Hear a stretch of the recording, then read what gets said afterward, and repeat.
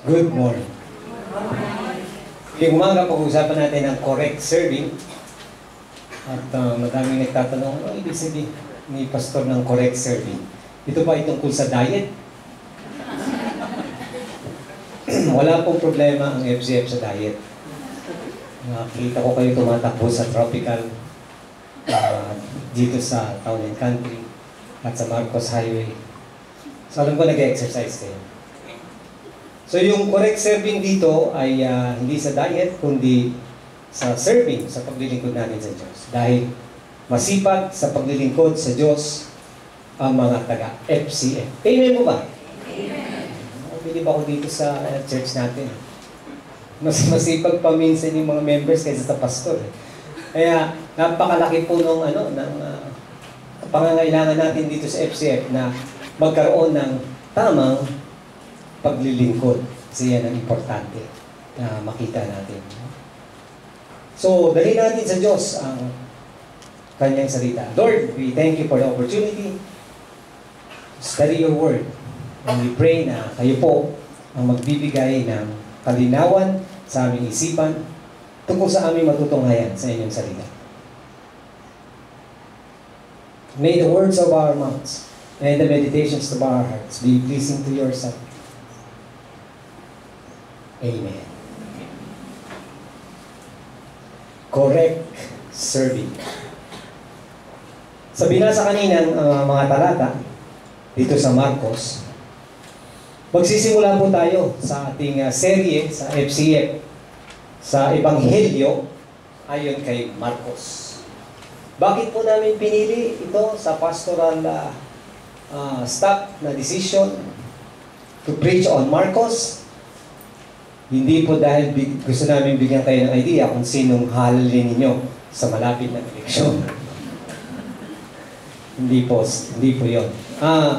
Marcos po, or the Gospel of Mark, represents Jesus in His service. No? At ang kanyang paglilingkod ay punong-puno ng pagkilos. No? Paggalaw, paglakad, pagbiyahe. Tapos ang kagandahan sa Marcos, madami ding pagkakataon na siya ay nakaupo. Babantayan natin yun, ha? Kasi minsan, akala natin panay takbuhan lang at saka lakad ang gawain ng Diyos. Madami mga time na pag siya'y nagtuturo, actually nakaupo siya. Sabi nga, he sat on the boat or he sat on something and then he preached. Tapos, naglalakad din siya. Nagbabiyahe. Inaalam ang mga sitwasyon ng mga tao. Pagkatapos, upo na naman siya. Minsan, mag-isa lang siya. Kasama niya yung ama. Siya'y nananalangin. Yung mixture na yon ng tinatawag na life of Jesus, ng pag-upo, paglakad, pagtayo, yun ang correct serving. Gusto natin mahuli yun. Lord, paano ba yun? Paano nababalansi yun? Para hindi pagod ang mga workers natin dito sa FCM. At lahat ng mga believers dito are eager to serve the Lord. At gusto natin makita yung example ni Jesus. Naniniwala ako, and I was talking the other day with Pastor Arby na there are many churches around us, no? And the challenge is not to be a big church or to be a famous church. Sila na lang ang magpalaki at magpasikat. Hindi ko kasi nakikita sa Biblia na yun ang ating dapat maging aim. Ang challenge sa FCF ngayong taon, lalo-lalo na, specifically sa tema ng Bridging the Gap, Inside and Out, ay gawin ang church natin continuation ng ministry ni Jesus. In other words, kung si Jesus nakaupo ngayon at ibibigay ko ang mic, Jesus, sa palagay niyo ba, FCF, tinutuloy lang ang ministry niyo?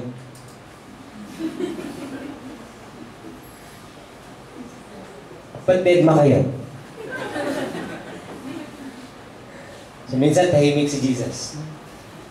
Ganun na yung exercise ginagawa ko minsan sa mga churches. Pagka nakita ko, maliit man o malaki, pinapatanong ko sa mga leaders nila. O nagsa-seminar kami. Hindi po sa offering, hindi po sa dami ng tao, hindi sa ganda ng building. Itanong nyo si Jesus kung Kino-continue ba namin ang ginawa ninyo? Kasi kung hindi, bogus ang simbahan. Hindi na dapat magpatuloy ang simbahan.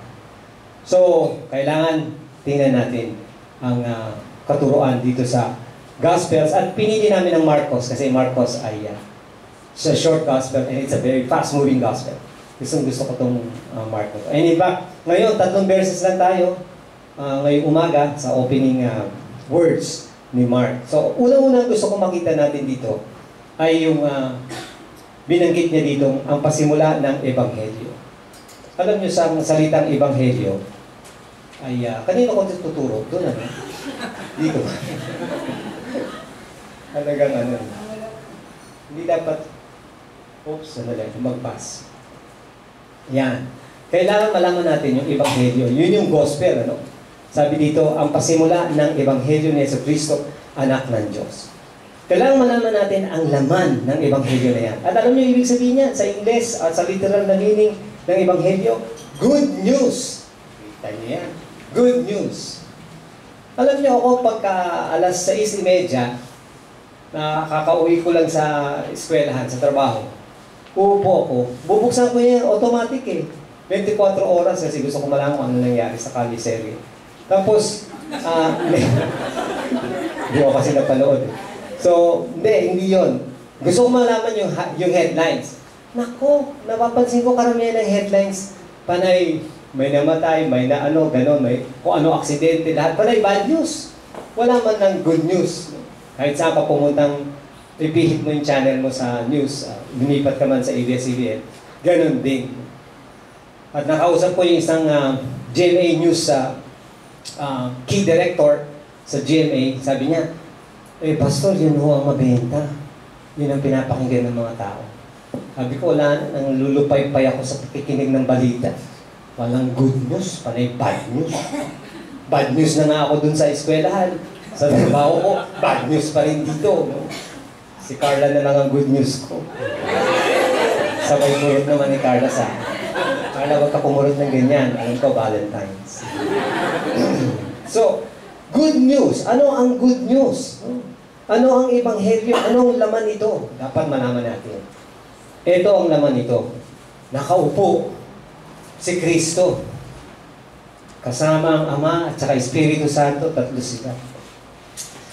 Loko talaga itong mga nilikha natin.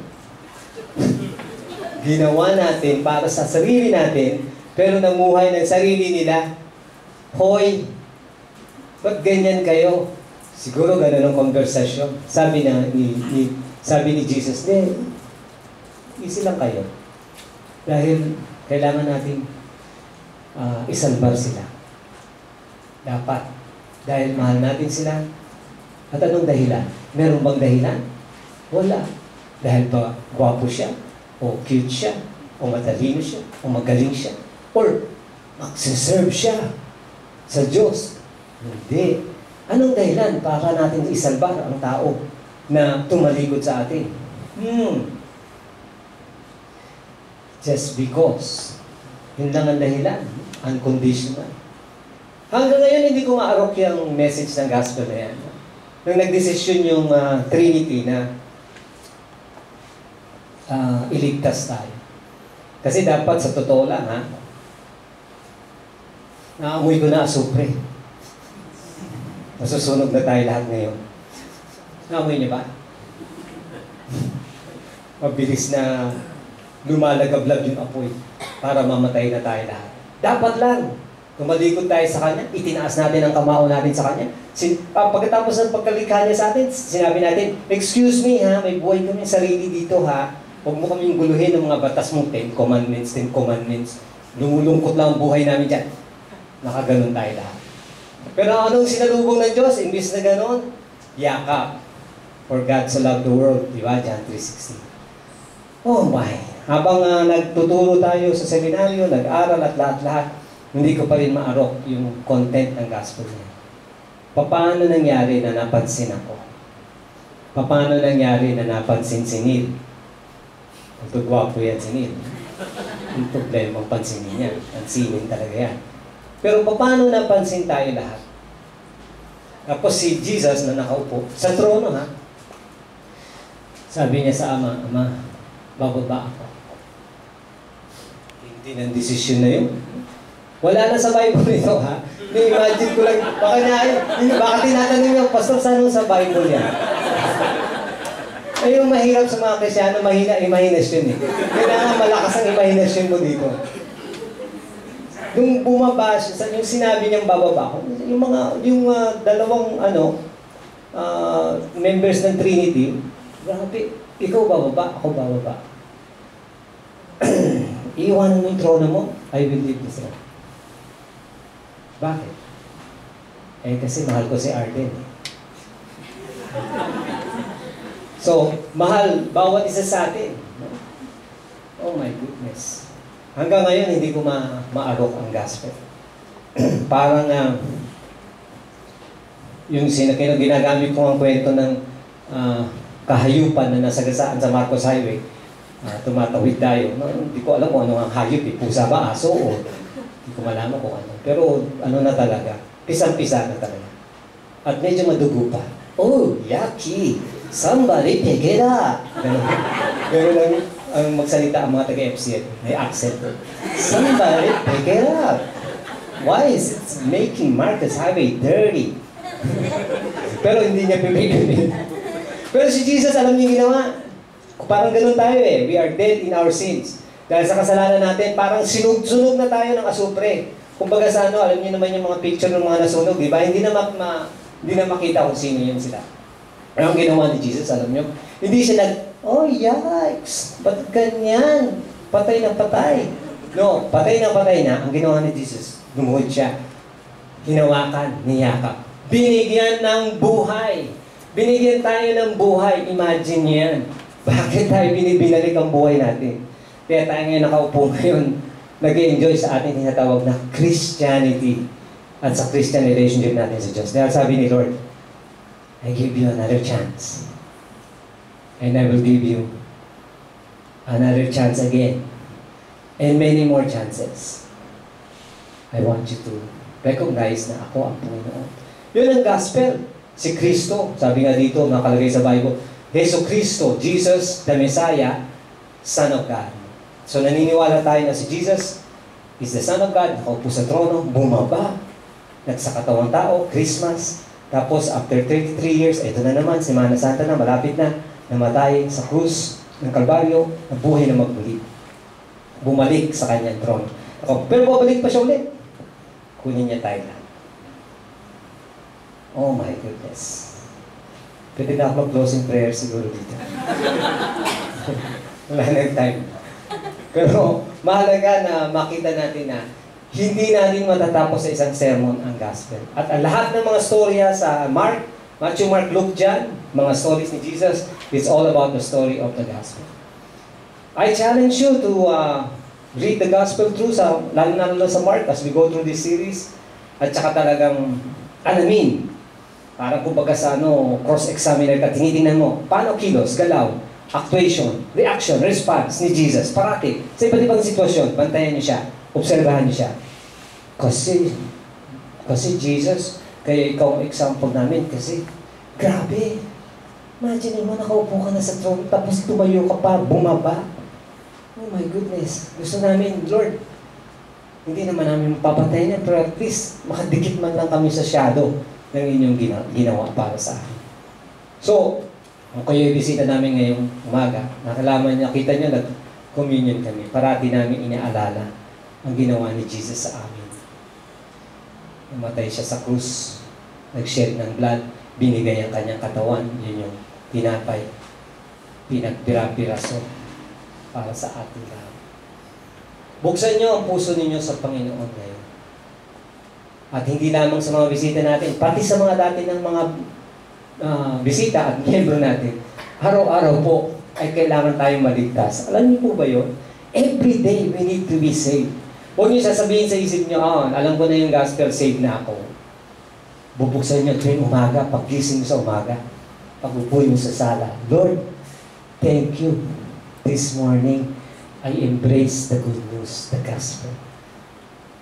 Thank you for saving me today. Ganun parati. namnamin niyo yung gospel na pag-save ng Panginoong Diyos sa atin.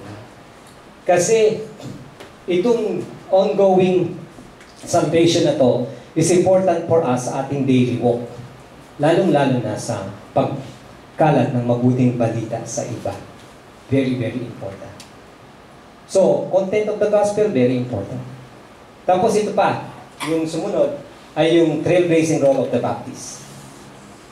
Ayon sa nakasulat dito, sa propeta, narito, ipinadala ko ang aking sugo sa iyong unahan na maghahanda ng iyong daan. Ito yung role ng Baptist. No? Trailblazing. Ibig sabihin niyan ay taga-suyod sa unahan para yung papasok, maayos ang dadaanan. Bakit Baptist, Pastor? Dinidiinin niyo ba na tayo ay Baptist? Wala na naman yung salitang Baptist sa ating pangalan doon, Faith Christian Fellowship. No, tandaan natin, tayo ay isang simbahang Baptist. Tinanggal natin ang salitang Baptist dahil sa, hindi ko alam, decision niya ng mga nauna. Kung ako masusunod, ibabalik ko siya. Ang mga Baptist, history niyan, tinignan nila ang role ni John the Baptist. At nakita nila, wow, gusto namin yung role ni John the Baptist. Gusto namin ang church namin katulad ni John the Baptist. Sa attitude, sa demeanor, sa presentation, sa approach. Yan. At saka ang mga Baptist, binibigyan ng kahalagahan ang paglulubog ng tao sa tubig niya. Kaya yun yung baptism. Kaya nga tinawag si John the Baptist as John the Baptist dahil sa kanyang ministry ng baptism. No? Mahalaga na malaman natin na ang Baptist, si John the Baptist ay isa sa mga halimbawa ng tamang paglilingkod. Correct serving. Kasi kung mauuna ka kay Jesus, big time ito. Mahirap pa sundan ito eh. Pero alam ni John the Baptist yung kanyang role, which is actually dapat ma-recapture natin bilang mga Kristiyano. Sa ang role natin as Baptist or as person preparing the way for others to see Jesus. So preparers lang tayo or mga introductors lang tayo, i-introduce lang tayo. Yun ang mahalaga. At si John the Baptist, na-outline dito nga sa Isaiah, ang role niya, pinadadala kita bilang isang sugo. Napakahalaga. Makita natin yung point na yun ni Baptist. Tapos sumunod, makikita natin, dahil rito, ang tinig ng isang sumisigaw sa ilang, verse 3. Ihanda ninyo ang daan ng Panginoon. Choosing the wilderness as a setting. Napaisip ako dyan. May gulay. Bakit kaya wilderness ang eksena?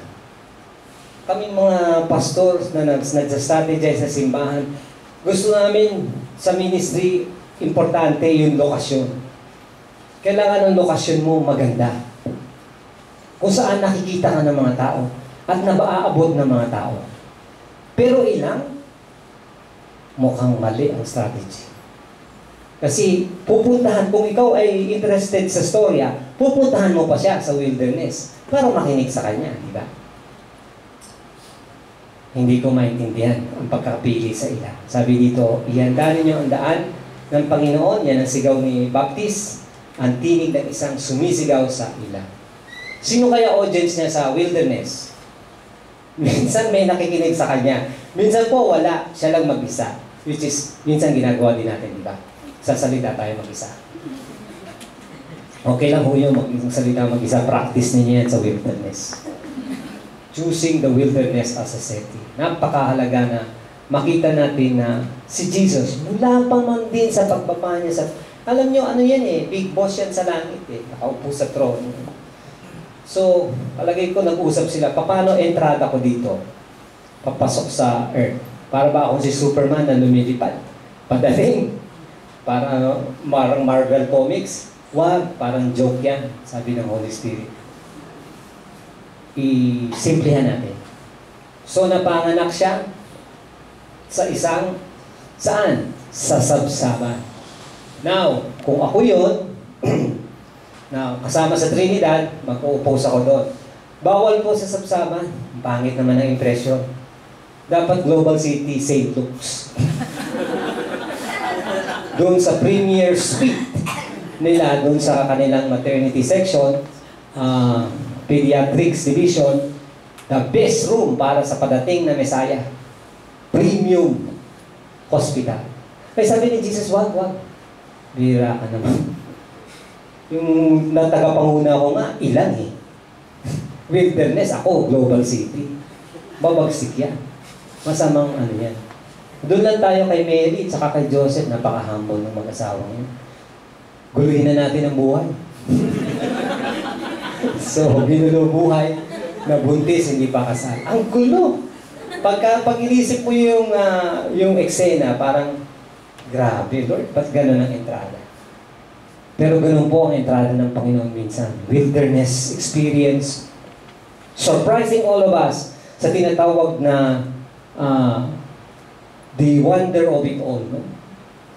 So ngayon, tingnan natin ang mga applications natin dito sa ating sermon. Napakalaga na meron tayong mga applications. What are the key essentials in doing ministry? Now, all of us na nilitas ng Panginoong Diyos, Christian, accepted the Lord as Savior, are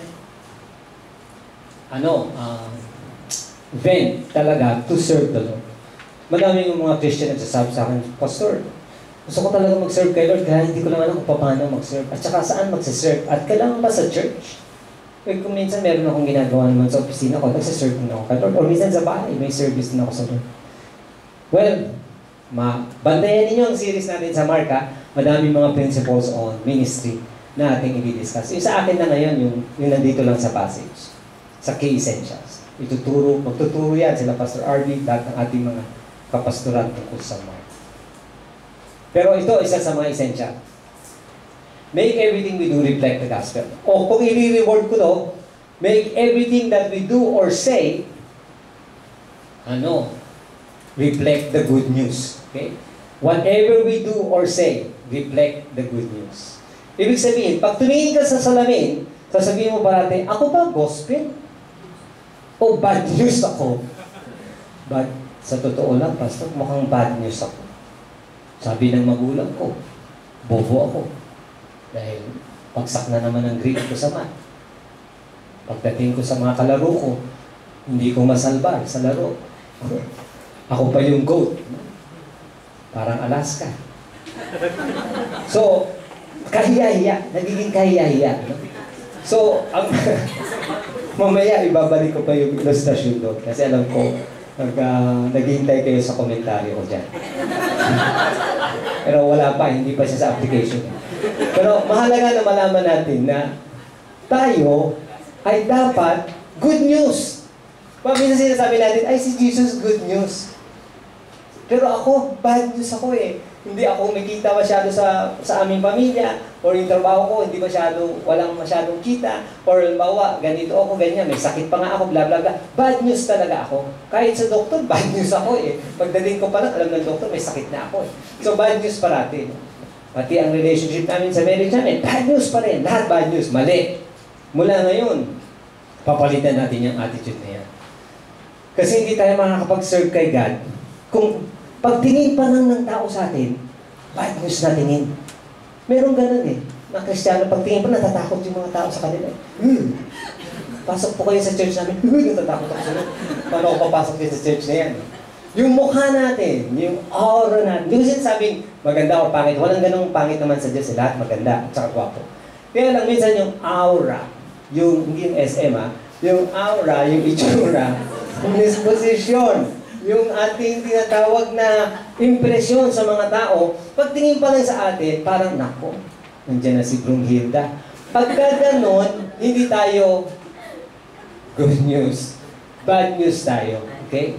So, pagka ikaw ay pumapasok, halimbawa, hindi naman kailangan sa church. Pag nasa trabaho ka sa Monday morning, kailangan habang tumitingin ka sa project o di kaya sa office, makita ka ng mga office staff mo, may smile ka agad sila kasi pagkita nila sa'yo, good news ito. Si maganda aura niya.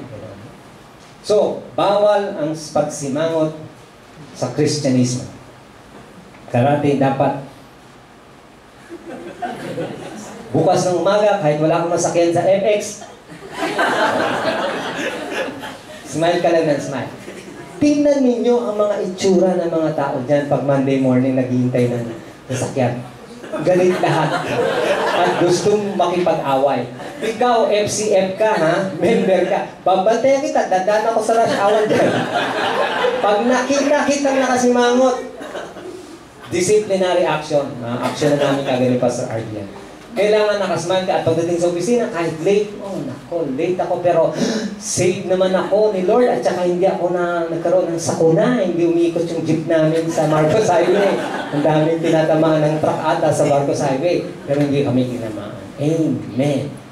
Tapos mag-punch ka lang ng late na card mo. Ibig sabihin, whatever we do, everything must reflect yung good news. Kasi bakit? Bakit, Pastor? Ano ba yan? Sentimental ba yan? Ano ba ito? Love story ba itong ating sermon? Hindi. This is not no sentimental thing. I want you to realize na mahal kayo ni Lord. Kahit na minsan ang eksena ng buhay at ang circumstances ng buhay, medyo trahedya. Tandaan natin may nakayakap na Diyos sa atin. Alam niyo yung sinabi ng Ama kay Jesus at the beginning of His ministry. Ano sabi niya? Sinabi niya, Jesus, galingan mo sa trabaho mo, ha? Huwag kang kakabig sa kaliwa, ha? Hindi. Pag-angat niya sa tubig, sabi niya, ng Father sa kanya, this is my beloved Son, in whom I am well pleased. Every morning, pagkagising mo sa umaga, para maganda ang reflection ng gospel sa buhay mo, parati mo i-remind ang sarili mo sa sinabi ni Jesus, ni Father kay Jesus. At sabihin mo yun sa iyo, okay? Lord, thank you. Kasi naririnig ko na naman yung boses mo. You are my beloved daughter. I am very pleased with you. Very important yun, yung pangalawa, I am very pleased with you. Kasi minsan, pag umupo tayo sa devotion natin, sa Diyos, sa umaga, minsan, bagsak na kalooban natin. Alam ko, sasabihan na naman ako ni Lord sa mga mali kong ginawa. Ayan, pagagalitan na naman ako. Pagbukas mo sa Bible, ayan, i-remind na naman ako sa kasalanan ko. Wala ako talagang kwenta-kwenta ng Kristiyano. Ba't ba ako naging disciple ni Jesus? Ganon, parang naglulumo ka. Mali yun. Okay? Hindi kasi yun ang tingin ng Diyos sa atin. Alam ng Diyos yung ating tinatawag ng mga problema. Alam niya rin yung mga kasalanan gagawin pa natin. No? So, mas mahalaga na sabihin natin kay Lord, Lord, thank you na pinaalala niyo sa akin na mahal niyo ako. At ang love niyo sa akin ay unconditional. At kahit minsan, madulas ako ngayon, this week, magkaroon ako ng tinatawag na slip or fall, I can always find your hand reaching out to me. He will always reach out to you. Remember, there is no mistake, sin, or weakness that He cannot help you overcome. Basta ang mahalaga, bumabalik tayo, we move, and we always reflect yung tinatawag na good news na yan. So make everything we do reflect the gospel. Pangalawa, is we will pray the way for others to meet Jesus. Ang purpose ng ministry is not to do the work of Jesus. Jesus is the one convincing people sa hearts niya. Holy Spirit yun eh. Jesus, through the Holy Spirit, convicts the hearts of people. Wala po sa galing ng ating pagpapaliwanag. Sinasabi, remind ko yan sa mga estudyante ko sa seminaryo, please, huwag niyong galingan yung theology nyo na to the point na akala nyo, yung galing nyo sa theology nyo, yun ang nagpapa-convince sa tao. Dahil ang conviction ay gawa ng Holy Spirit at ni Jesus. Sir, anong gagawin namin? Ministry. Paano ang ministry? Prepare the way. Katulad ni John the Baptist. Paano ginagawa yan?